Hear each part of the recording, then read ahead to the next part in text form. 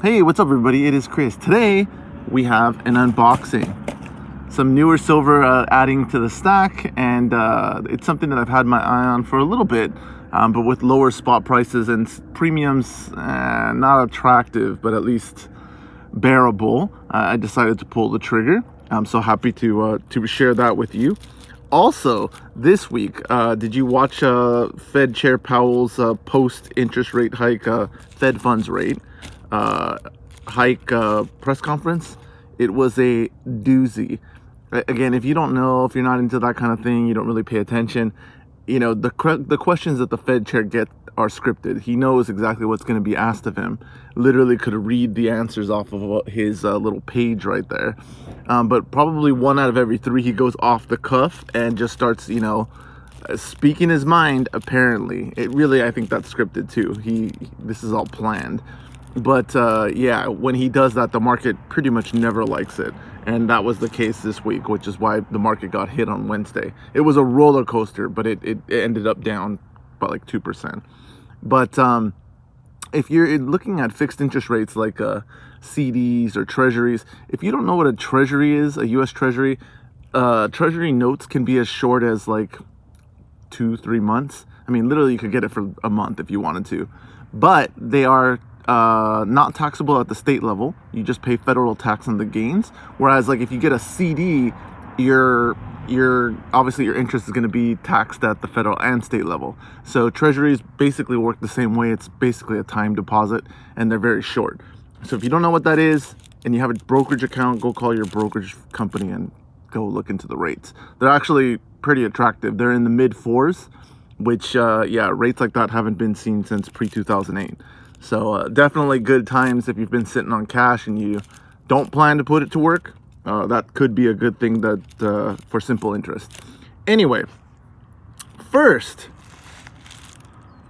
Kookaburra. So the theme of this unboxing is going to be the Perth Mint. So quality, and I like privies. This is the GOAT privy. I forget exactly which year this is, but it looks pretty similar in design to this guy over here, but just without the privy, and it's got a moon in its place. Looks a little similar. And then we have this guy. This is actually pretty cool. There's a lot of detail in there. It's a lot of it's funny because it makes the Kookaburra look kind of like a little crow, but there's a lot of detail in there, which you can see the tree trunk down here at the bottom that he's sitting on, or maybe he's not even sitting on it. Maybe he's sitting next to it. But it's pretty good looking, and I like how they put the privy in the center versus like off to the top like the other one. This one's an interesting one. Look at that guy. These ones, so this particular privy, I actually really like. There's a lot of intricacy in the design. That's the thing with Perth. So if you're newer to stacking, I mean, you're gonna hear at some point that Perth is kind of like one of the really high quality options. Obviously you get what you pay for most of the time, and so Perth isn't cheap, but you're definitely getting a lot of quality in the designs, the textures, all of that stuff on the coins. Whereas you know, other types of bullion coins, things like that, you know, you're not going to see that kind of detail. These guys are not obviously bullion coins. I mean, they are, but I wouldn't consider them a bullion coin. I would say they're semi-numismatic, especially like the privies and stuff are going to be on the more collectible end of the spectrum.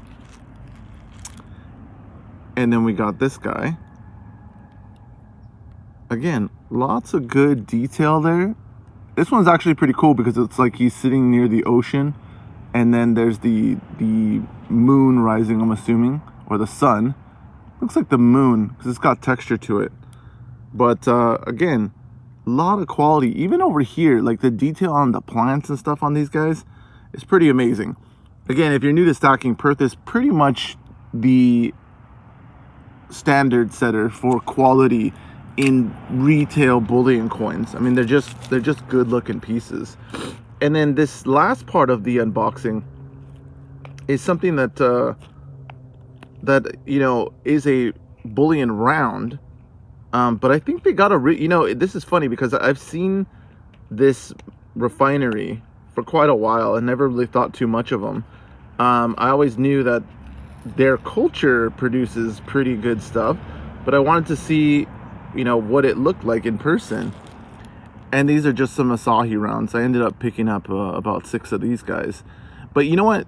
I don't know what it is. I think it's the frosted texture on these bullion rounds that's really appealing.